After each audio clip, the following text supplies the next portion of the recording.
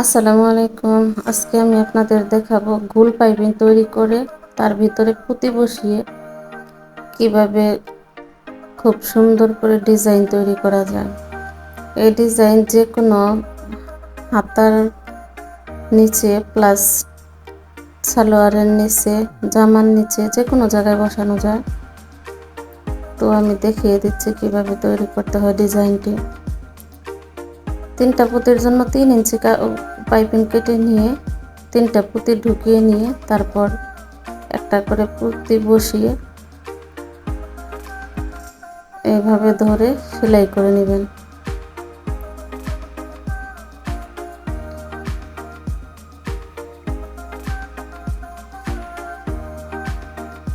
আর এর জন্য প্রথমে আমাকে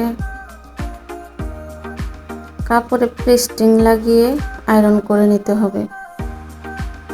যতটুকু চওড়া আপনি ডিজাইনটা করবেন সেই অনুযায়ী কাপড়টা কেটে নিয়ে তার মধ্যে পেস্টিং বসাতে হবে।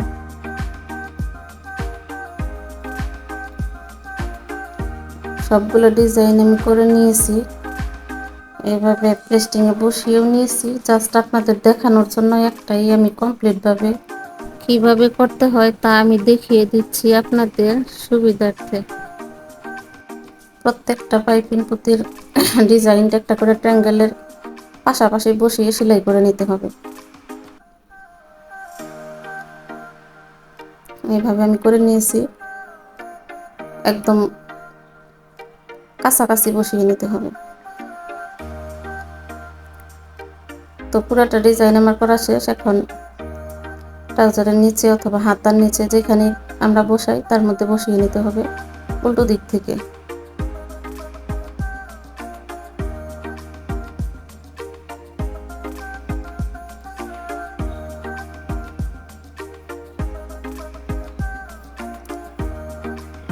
দুই ইঞ্চি পরিমাণ পট্টি দিয়ে এইভাবে পাইপিংয়ের মতো করেও দেওয়া যায়। আর যদি বাড়াইয়ে নিতে চান তাহলে বেশি করে কাপড় নিয়ে একটু বেশি কাপড় রেখে দিলে ওটাও দেখতে সুন্দর লাগে।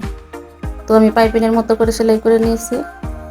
এখন ট্রায়াঙ্গেলগুলোতে একটা গ্যাপে গ্যাপে কীভাবে পুঁতি বসাতে হয় ওগুলো আমি দেখিয়ে দেবো চাপ সেলাইটা দেওয়ার পর।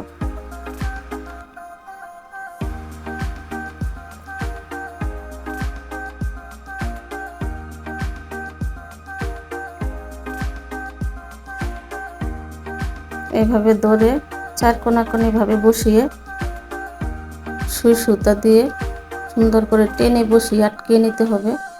তারপর একটা করে পুঁতি বসাইয়া পুরোটা আমি রেডি করে নেব। তারপর দেখবেন ফাইনাল লুক দেখতে কত সুন্দর আসে।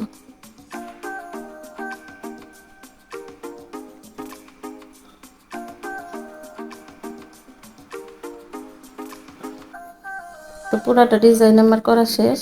এখন আমি উল্টো দিক থেকে সেলাই করে আপনাদের দেখাচ্ছি কত সুন্দর লাগে। আমার ডিজাইনটা যদি পছন্দ হয় আরও এরকম ডিজাইন পেতে আমার চ্যানেলটাকে অবশ্যই ফলো করে রাখবেন।